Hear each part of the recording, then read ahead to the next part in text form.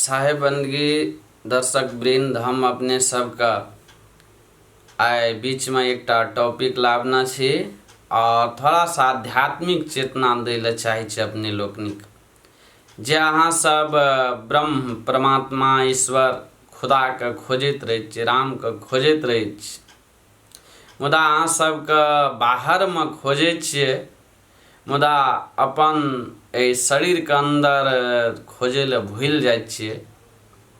ताई तो सदगुरु कबीर के एक साखी अछि जे मानव जना सुतल रहे छे और हिनका पासे में उनकर चीज छे, वस्तु छे, मुदा सपना देख रहल छे जे हरा गेल अछि, खोज रहल छे, बड़ा व्याकुल रहे छे। आ जब नींद टूटे छे, जागे छे, तो देखे छे बिछावने पर निकट में छे। ताई तो सदगुरु कबीर बतेलखिन जे ज्यों तिल माही तेल है, ज्यों चकमक में आग, आ तेरा साईं तुझ में है, जाग सके तो जाग। जना ध्यान देवे जे तिल में तेल छे, सरसों में तेल अछि, दूध में घृत छे, मुदा तिल के दे दियो तो दीप में तो बत्ती नहीं जलते, सरसों के द देवे दीप में बत्ती नहीं जलते, मुदा ई तिल के जब पेरे छे मशीन में, सरसों के तोड़ी के एमे से जे तेल निकले छे, ओ तेल जब दीप में दे छिए तो बत्ती चले छे, बड़ा प्रकाश अछि, अहाँ के घर के अंधकार के दूर क दे छे।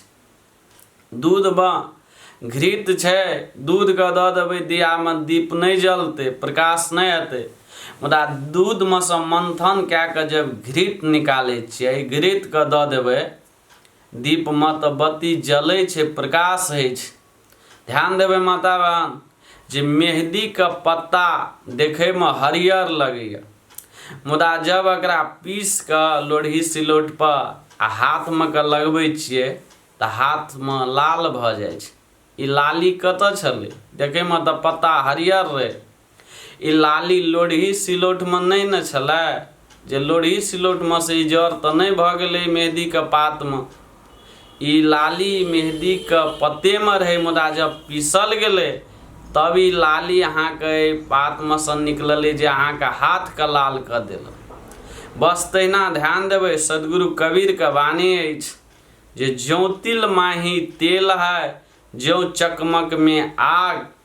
तिल में तेल छे आ चकमक में आग, दुईटा पत्थर के घसबे तो से अग्नि प्रगट भ जाए छे। आ दुआटा पत्थर राखल रहे जेते करोड़ों वर्ष तक, मुदा क्यों न कल्पना करते जे एमे अग्नि छे, मुदा करोड़ों वर्ष अरबों वर्ष के बाद भी यदि ये दोनों पत्थर के घर्षण कैल जेते तो एमे से अग्नि पैदा हेते। ताई तो सदगुरु कबीर के वाणी अछि जे ज्यों तिल में ही तेल है, ज्यों चकमक में आग, तेरा साईं तुझ में है, जाग सके तो जाग। तहिना अहाँ जे परमात्मा के, ईश्वर के, अल्लाह के, खुदा के खोजे छिए, ओ खुद अहाँ के अंदर में छे, मुदा जाग सके तो जाग, जागबे तब मिलते। सपना देख रहल छी, सपना में अहाँ के हरा गेल छे सामान बहुत कीमती, अहाँ के मोबाइल हरा गेल सपना में, मुदा जब जागबे तो अहाँ देखे छिए जे अहाँ के पासे में मोबाइल अछि। बस तहिना जब ये काया के, शरीर के प्राप्त क के, मानव चोला प्राप्त क के अहाँ सब अज्ञान के निद्रा में सुतल छी, जहिया अहाँ के गुरु महाराज से आत्मज्ञान मिलते, जहिया वो जगा देथिन अज्ञान के, मोह के निद्रा से, तब अहाँ देखबे जे चीज के अहाँ खोजे छलिए उ तो अहाँ के अंदर में छे, अहाँ के अंग संग में छे। जे कस्तूरी कुंडल बसे मृग ढूंढे बनमाही, आ ऐसे घट घट राम है दुनिया जानत नहीं। मृग कस्तूरी ढूंढत रहे छे बाहर में, जब एकर सुगंध आवे छे तो, मुदा ध्यान देवे जे सुगंध तो एकरा पासे में रहे छे, कस्तूरिये में मृग के, मुदा ई बाहर में खोजत रहे छे।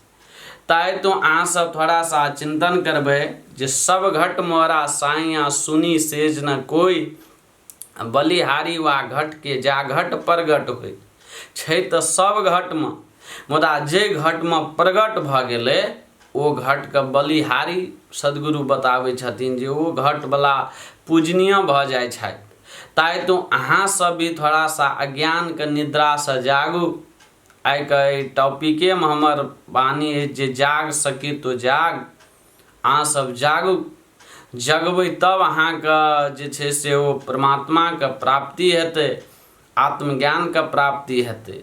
आ ज्ञान के निद्रा में, मोह के निद्रा में, लोभ के निद्रा में सुतल रहबै तो अहाँ के जीवन में कुछ न प्राप्ति हेतै। तो आई हम अपने सबके ई जाग सके तो जाग पर थोड़ा सा चिंतन राखलौ।